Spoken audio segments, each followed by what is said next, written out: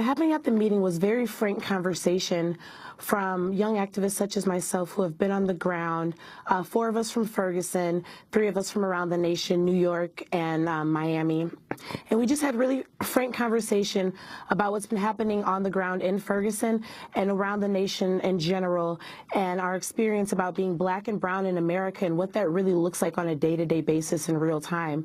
The president was very receptive and was open and willing to hear our experiences and really get that viewpoint from the other side. What did you tell the president, Ashley? I told the president myself the reason that I know that this movement has to be maintained.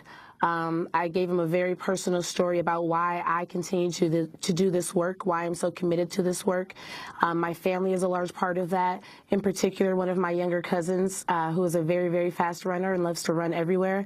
And I looked the president right in his eye and said that I do this work because I want to make sure that unlike Tamir Rice and unlike Trayvon Martin and unlike Mike Brown, my little cousin can make it home safely.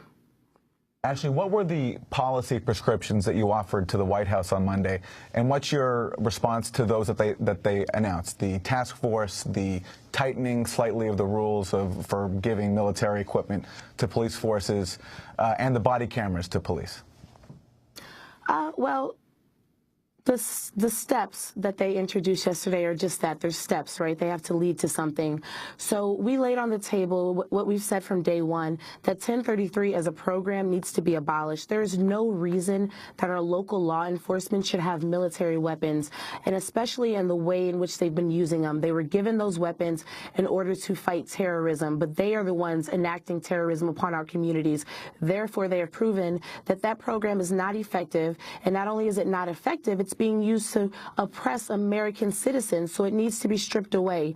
So the step that they took yesterday to actually monitor the program, which should have been done in the first place, right? But to actually monitor it, that's a step. We do have to have some accountability as to how these weapons are being used on our American citizens. But we've all seen it. We saw it for the last 115 days in Ferguson. So to me, that monitoring has been occurring for 115 days. So now we have to see some accountability, and we need to see those stripped away. So that is a step towards progress, but we need to see more, and that's why we continue. This movement doesn't stop. The body cameras, once again, a step, but cameras didn't save Tamir Rice. Cameras didn't save John Crawford. They didn't make sure that John Crawford saw justice. So we know that while that is a step towards ending this real problem, the real root of it has to be addressed, and the real root of it is racism in America, the anti-black sentiments that exist, and we have to have a cultural shift.